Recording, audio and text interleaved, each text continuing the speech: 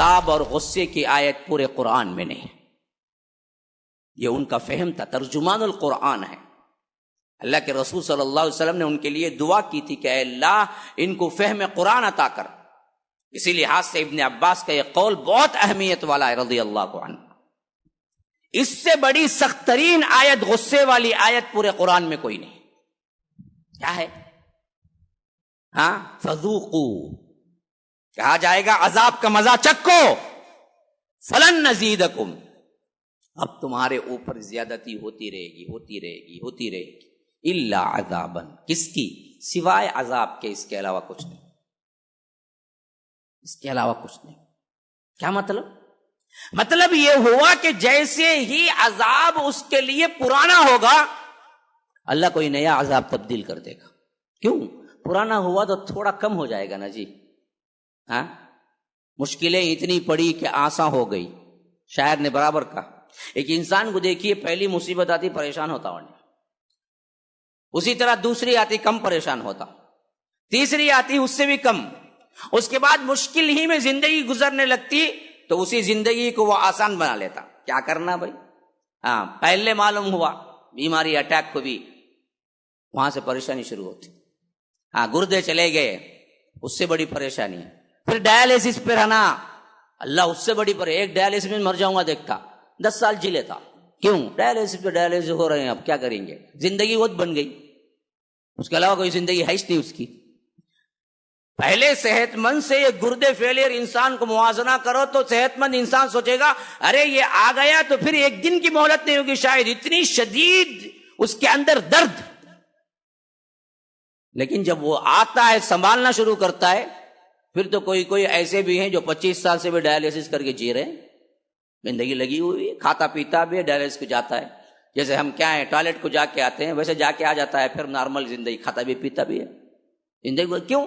ایک چیز دائمی اس کے ساتھ لگی ہوئی ہے، مصیبت ہی صحیح لیکن اس کو سہنے کے اندر ایک طاقت پیدا ہو جاتی.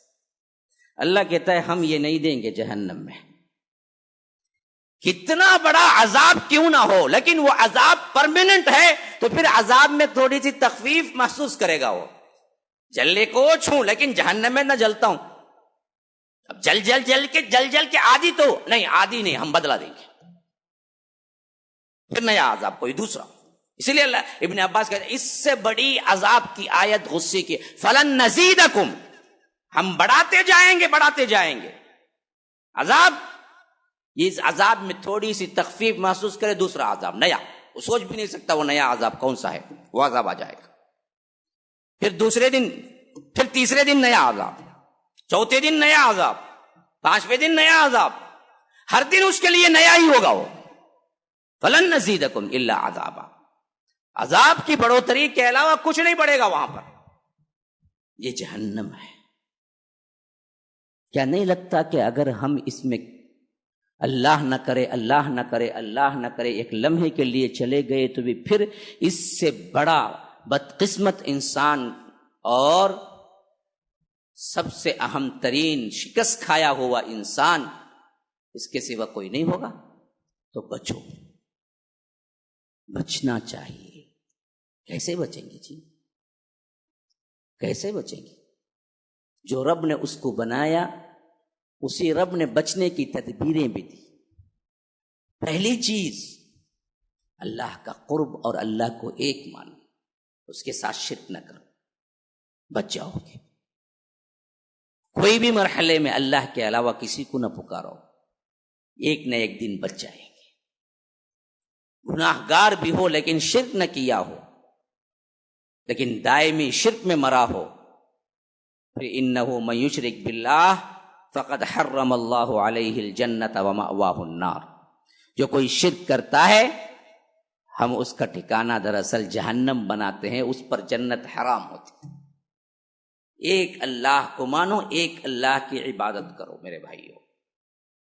دائمی جہنمی تو نہیں بن سکتے، اس سے محفوظ ہو جاؤ. زندگی میں کبھی کسی کے سامنے نہ جھکاؤ اپنے سر کو، خواہ وزیر ہو، خواہ مشیر ہو، خواہ بادشاہ ہو، خواہ جھنڈا ہو، بنڈا ہو، یا آ کر خبر ہو، پیر ہو، کوئی بھی بڑا ہو، کوئی بھی معزز ہو، کوئی بھی مفکر ہو، کوئی بھی ڈاکٹر ہو، لیکن یہ سر کو نہ جھکانا، اللہ کے ساتھ کسی کو عبادت میں شریک نہ کرنا. پھر تو لاکھوں کروڑوں تمہاری عبادتیں ہوں اور ایک شرک کی حرکت ہو، یاد رکھو پورا کا پورا فنا ہو کے رہ جائے گا، پورا عمل غارت ہو جائے گا. یہ اللہ کے رسول کو اللہ تنبیہ کرتا ہے تو ہما شما کا کیا اعتبار. لئن اشرکت لیحبطن عملک، اللہ کے رسول آپ بھی شرک کریں گے تو آپ کے پورے گناہ اکارت ہو جائیں گے، بیکار ہو جائیں گے. اللہ کے رسول کو، ہم کہاں جی، اللہ کے رسول کو خطاب ہے یہاں پر. لئن اشرکت، تو شرک نہ کرو. جہنم کی دائمی حیثیت سے تو کیا ہو جائیں گے، بچ جائیں گے. دوسرے وہ اعمال جن کے اعتبار سے اللہ تبارک و تعالی نے فرمایا کہ جہنم ان کا ٹھکانہ ہے. وَمَن يَقْتُلْ مُؤْمِنًا مُتَعَمِّدًا فَجَزَاؤُهُ جَهَنَّمُ خَالِدًا فِيهَا. جو کوئی مسلمان کو قتل کرتا ہے عمدن، اللہ تبارک و تعالی اس کو دائمی جہنم میں ڈال دیتا ہے. قتل بہت بڑا گناہ ہے، یہ کرنے والا آخر ٹھکانہ اس کا جہنم ہے، دائمی خالدن فیہا، اسی میں پڑا رہے گا.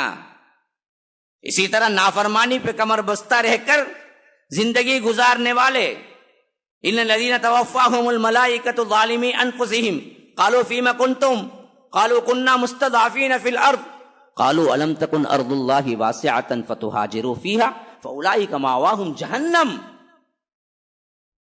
جو لوگ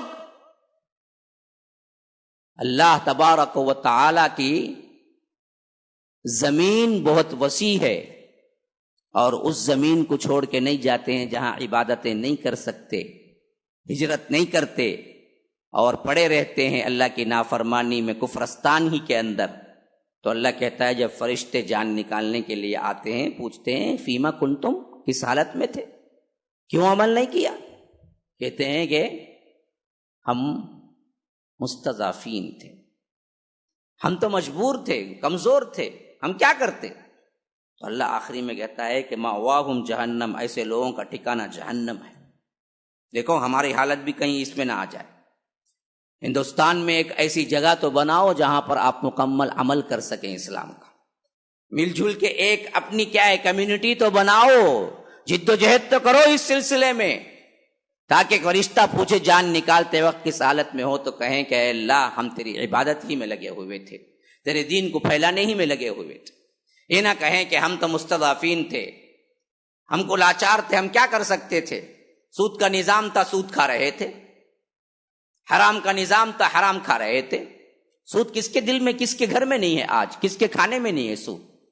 اس نظام کے خلاف کچھ کیا ہی نہیں، جیسے تھا ویسے ہی گزار رہے تھے اللہ.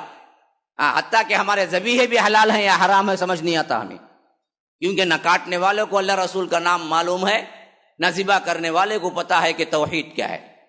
ہاتھ میں اتنی بڑی کالی دوڑی ہے، اتنی بڑی لمبی موٹی تعویذ ہے، وہ ذبح کر رہا ہے اللہ اکبر اللہ اکبر، اور ہمیں بھی مزے لے لے کے کھا رہے ہیں، مرغی کھا رہے ہیں، فلاں کھا رہے ہیں. ذبح کون کیا ہے؟ مسائل بہت اہم ترین ہے، اگر میں لگا دوں آپ کو کچھ باتیں اس کے ساتھ، اس واسطے میں اس پہ کھل کے نہیں گفتگو کر رہا ہوں، عمل مشکل ہو جائے گا. میں نہیں کہہ رہا ہوں کہ ان کے ذبیحے حرام ہو گئے پورے، لیکن سوچ کو تو دیکھو، اسی نظام میں تو پلے بڑے ہیں نا جی، یہی کھاتے ہیں، یہی رہتے ہیں، اسی سانس لیتے ہیں، یہی زندگی ہے. کوشش تو کی کچھ بدلانے کی. ایسے لوگوں کا ٹھکانہ کیا ہے؟ مأواہم جہنم. اس لیے مفسرین کہتے ہیں مأوا اگر آ گیا کہیں تو اس کا مطلب ہے کہ دائمی جہنم میں رہیں. جو لوگ نظام باطل کو قبول کر لیتے ہیں اور اس نظام میں آپ آرام کے ساتھ زندگی گزارتے ہیں، تو پھر فرشتے موت کو نکالتے وقت یعنی نزع کی کیفیت ہی میں تم سے پوچھیں گے کس حال میں تھے جی، کیوں کوشش نہیں کی، کیوں نہیں تبدیل کیے، کیوں اپنی زندگی کو ایک اسلامک سوسائٹی کے اندر نہیں لائے، کیوں عمل نہیں کیے. اگر وہ یہ اعتراض کرتے ہیں کہ ہم کو وقت نہیں ملا، ہم مستضعفین تھے، ہم کمزور تھے، ہم کیا کریں، تو یہ مانی جائے گی؟ نہیں مانی جائے گی. فرشتے کہیں گے مأواہم جہنم، اس کا ٹھکانہ جہنم ہے، ڈالو اسے جہنم ہے، وساعت مصیرہ، بہت برا ٹھکانہ ہے. تو یہ چیزیں کیا ہیں؟ ڈائریکٹ جہنم میں ڈالی جائیں گی.